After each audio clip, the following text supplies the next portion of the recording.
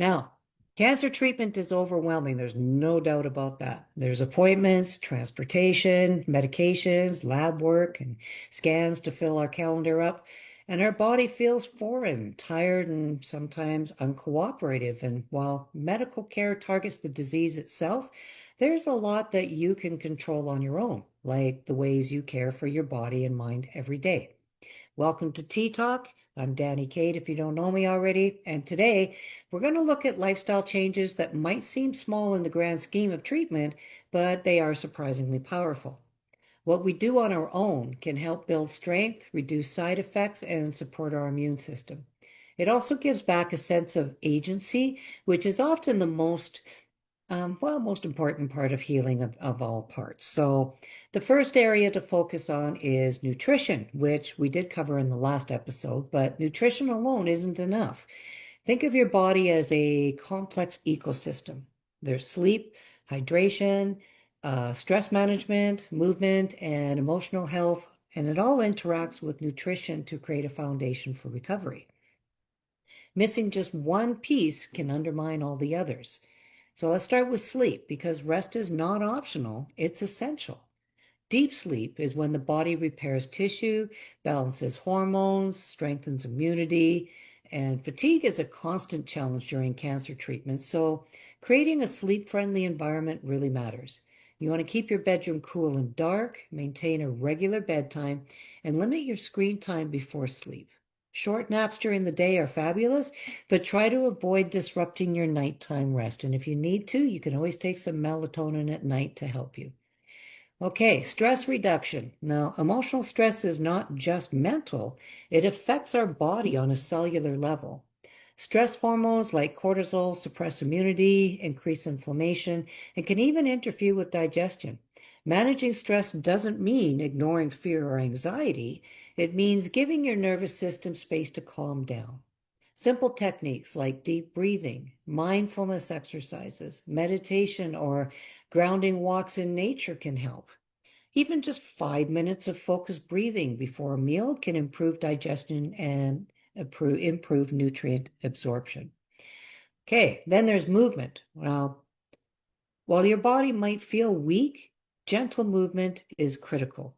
Muscle wasting and circulation problems can worsen without activity, but in saying this, movement doesn't mean it has to be an exhausting workout. It's more about consistency. So you could try chair-based stretches, gentle yoga, tai chi, short walks, or even just some light resistance exercises. It can all help to maintain strength, flexibility, and mood. So start small, just a few minutes at a time, multiple times a day. And the goal is to move consistently, not to push past your limits. Okay. Now, hydration is another important one because water supports every bodily function from circulation to digestion to detoxification. During treatment, you might experience nausea, vomiting, or diarrhea, all of which increase the risk of dehydration. So sipping water, herbal teas, or electrolyte solutions throughout the day helps to keep your body functioning optimally. You want to avoid relying on sugary beverages or caffeinated drinks that can dehydrate you even further. Okay, then there's emotional support. Now, recovery is more than physical. Many patients feel guilt, fear, or even isolation. So talking with a counselor, joining a support group, be it Facebook or in the physical, or even confiding in a trusted friend or family member can be a lifeline. Emotional support has a direct influence on recovery because it lowers stress hormones, improves appetite, and strengthens motivation to maintain healthy habits.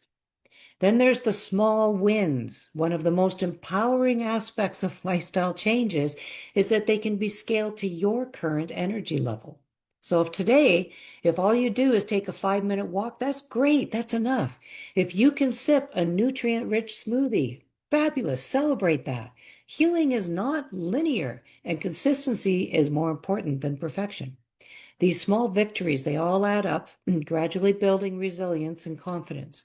Now, when these elements, be it sleep, stress, management, movement, hydration, emotional support, are layered with proper nutrition, they create a robust foundation for recovery. Your body responds better to treatment, your energy stabilizes, and you feel more like yourself again. It's also important to remember that you don't have to do everything at once, okay? Choose one, maybe two areas to focus on each week. So maybe this week your priority is adding a short daily walk and improving hydration.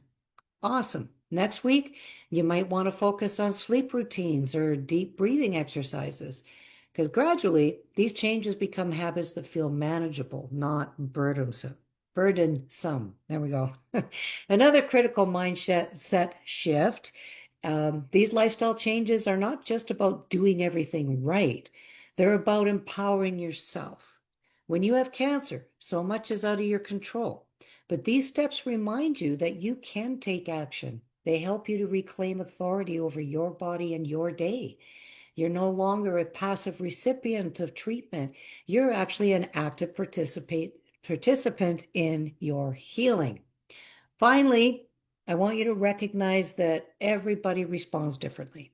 What works for one person may be completely different for another, as there really is no one-size-fits-all solution.